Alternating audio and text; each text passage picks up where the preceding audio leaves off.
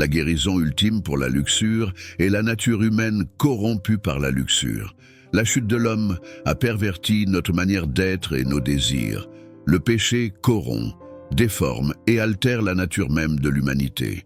C'est pourquoi la luxure est un problème si significatif pour l'humanité.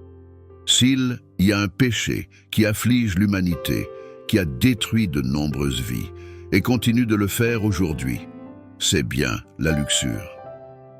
Dans Éphésiens 4:22, il est écrit « Quant à votre ancienne manière de vivre, dépouillez-vous du vieil homme qui se corrompt par les convoitises trompeuses. » La luxure est trompeuse.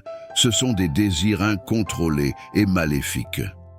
Elle se manifeste par des passions débridées et, à plusieurs reprises, la Bible montre comment la luxure mène les vies vers un chemin de destruction, dictant les décisions que l'on peut prendre. Comment la luxure est-elle stimulée? Elle est stimulée par les yeux. Dans Job 31:1, nous lisons « J'avais fait un pacte avec mes yeux. Comment aurais-je alors porté mes regards sur une vierge ?» Dans 1 Jean 2:16, il est écrit « Car tout ce qui est dans le monde, la convoitise de la chair, la convoitise des yeux et l'orgueil de la vie, ne vient pas du Père, mais du monde. » La luxure est stimulée et cultivée par ce que les hommes et les femmes voient de leurs yeux. Si vous avez un problème avec la luxure, vous avez un problème avec vos yeux. Si vous avez du mal à éviter de regarder des choses profanes sur Internet, le problème réside dans vos yeux. Ce que Job communiquait, c'est qu'il avait fait un pacte avec ses yeux pour ne pas regarder la nudité d'une jeune fille et encore moins permettre que ses pensées entrent dans son cœur. Job savait quelque chose que beaucoup ne réalisent pas. Nos yeux sont le problème. En tant que croyant, cela me dit qu'il y a certaines choses que je ne peux pas regarder et certains endroits que je ne peux pas fréquenter. Il y a des émissions de télévision, des films et des sites que je ne dois pas visiter. Il est important de se rappeler que votre corps est un temple du Saint-Esprit. Par conséquent, vous devez traiter votre corps comme un temple. Les mêmes yeux que vous utilisez pour lire la parole de Dieu sont ceux que vous utilisez pour regarder des choses profanes sur Internet. Les mêmes yeux que vous utilisez pour étudier les Écritures sont ceux que vous utilisez pour satisfaire des désirs luxurieux. Cela est incorrect. Dans 1 Corinthiens 6, 19, 20, il est écrit « Ne savez-vous pas que votre corps est le temple du Saint-Esprit qui est en vous, que vous avez reçu de Dieu, et que vous ne vous appartenez point à vous-même, car vous avez été rachetés à un grand prix. Glorifiez donc Dieu dans votre corps et dans votre esprit, qui appartiennent à Dieu. Honorez le temple de Dieu. » Les personnes qui créent ces vidéos profanes que vous regardez lorsque vous êtes seul sont des fils, des mères, des sœurs et des filles de quelqu'un. Vous ne seriez pas à l'aise si votre sœur ou quelqu'un de proche produisait ce genre de vidéos profanes pour de l'argent. Si cela ne vous importe pas simplement parce que ce n'est pas quelqu'un de proche, il est nécessaire de vous demander si vous êtes réellement croyant. Un chrétien ne doit pas être insensible envers son prochain. Il doit avoir de la compassion pour les autres. Maintenant, revenons à la question des yeux. Considérons un roi pieux. Dans 2 Samuel 11:2, nous lisons « Un soir, David se leva de sa couche et se promenait sur le toit de la maison royale. Du toit, il aperçut une femme qui se baignait, et cette femme était très belle de figure. Lorsque David vit Bathsheba, il aurait pu reconnaître qu'il commettait une erreur et retourner dans sa chambre. Mais David ne s'arrêta pas là. Il continua de regarder car Bathsheba était vraiment très belle. Ce comportement est un exemple clair de luxure. Le désir de David fut alimenté par ce que ses yeux voyaient. Il continua à regarder jusqu'à ce qu'il décide de la faire venir. L'acte d'indiscipline a conduit David à d'autres péchés pour lesquels il a payé cher. Il a menti, fait des plans et même commis un meurtre à cause de la luxure. Il est fondamental de comprendre que la luxure ne s'arrête pas là. Elle a la capacité unique de vous emmener plus loin que vous ne l'aviez prévu. La luxure peut vous conduire à faire des choses que vous n'auriez jamais imaginé faire, vous menant à des situations que vous n'auriez jamais pensé affronter. Cet acte de regarder a finalement conduit au meurtre, et pendant 1 an, David s'est éloigné de Dieu. Comment est-il possible qu'un simple regard puisse conduire au meurtre? C'est là le point. La luxure fait en sorte qu'une personne prenne des décisions qu'elle n'avait jamais planifiées.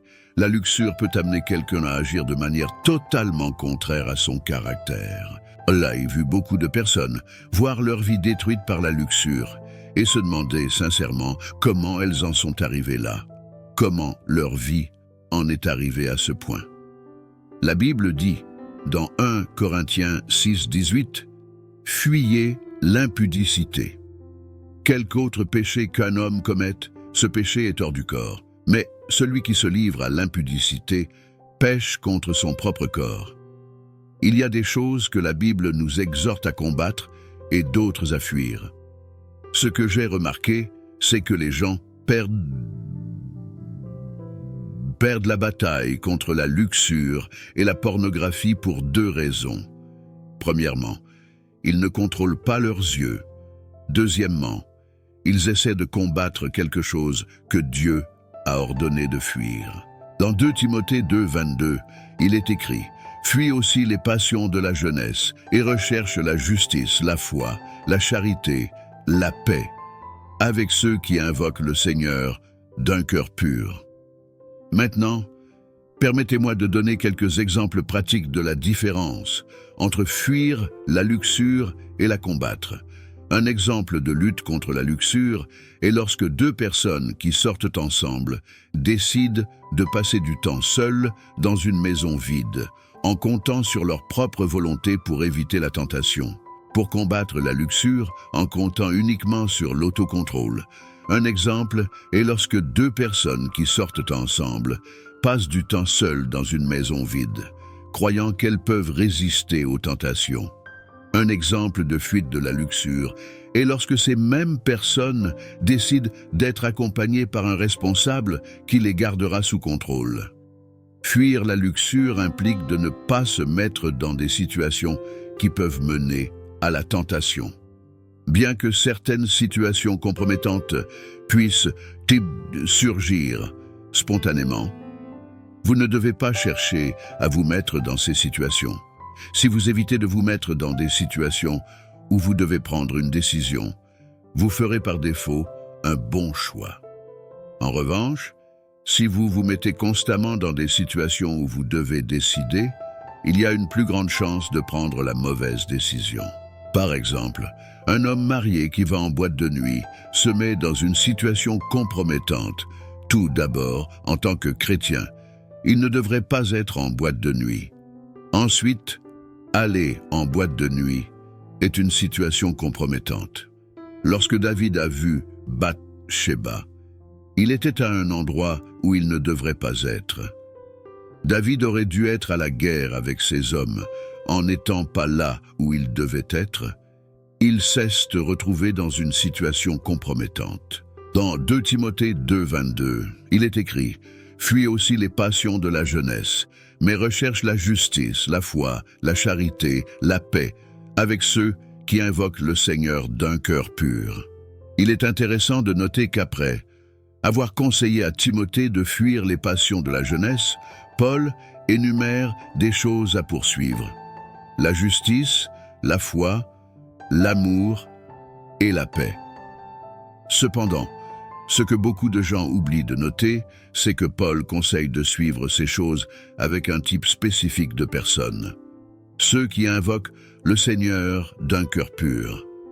Pour vaincre la luxure, il est également nécessaire de choisir de bonnes compagnies. Il existe 2 directions. L'une vous conduit à suivre la justice, la foi, l'amour et la paix, l'autre mène à la luxure. La mauvaise compagnie peut vous entraîner dans la luxure. Demandez-vous, quelle compagnie gardez-vous? Certaines personnes facilitent la luxure et la trahison. Si tous vos amis trichent, s'impliquent dans des situations compromettantes et regardent des contenus immoraux, il est facile de se sentir pressé de suivre le même chemin. L'influence de la compagnie que vous gardez peut être très puissante. C'est pourquoi il est essentiel d'adopter deux approches principales pour faire face à la luxure et à la pornographie. Ou à ce temps, contrôlez vos yeux. La luxure commence par ce que vous voyez. Le désir de commettre la fornication ou l'adultère trouve souvent ses racines dans ce que vos yeux contemplent. Si vous êtes attiré par des contenus immoraux sur Internet, il est probable que cela ait commencé par un regard distrait. Par conséquent, protéger vos yeux est crucial. Lorsque vous voyez quelqu'un que vous trouvez attirant, évitez de regarder de manière à nourrir des désirs impurs. Reconnaître la beauté chez une personne sans permettre que cela se transforme en luxure est une compétence importante. Il existe des émissions de télévision et des sites que vous devez éviter, surtout si vous savez qu'ils vont stimuler des pensées et des désirs immoraux. Le problème principal avec la luxure et la pornographie réside dans le contrôle des yeux. C'est pourquoi il est essentiel de faire un effort conscient pour protéger ce que vous voyez et éviter les situations qui pourraient mener au péché. Ne combattez pas quelque chose que Dieu a ordonné de fuir. Tenter de lutter contre la luxure en se basant uniquement sur son autocontrôle résulte souvent en échec. De nombreuses personnes, plus fortes et plus sages que vous, ont déjà essayé de faire face à la luxure et ont échoué. La luxure peut non seulement détruire votre joie et votre bonheur, mais aussi affecter négativement votre stabilité financière et émotionnelle. Éviter les situations compromettantes est crucial. Demandez-vous, pourquoi fréquentez-vous une boîte de nuit? Pourquoi échangez-vous des messages avec quelqu'un d'attirant qui n'est pas votre conjoint?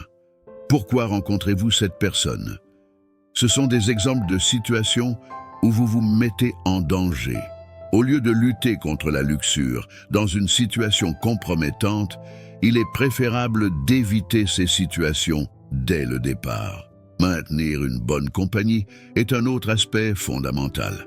Choisissez de vous entourer de personnes qui cherchent à suivre la justice, la foi, l'amour et la paix.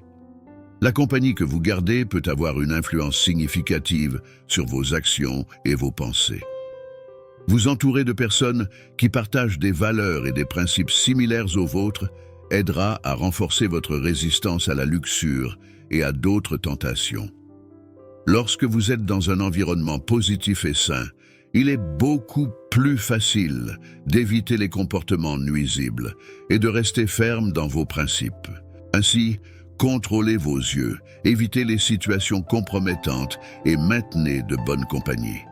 Ce sont des stratégies efficaces pour faire face à la luxure et à la pornographie, vous aidant à vivre une vie plus en accord avec vos valeurs et croyances.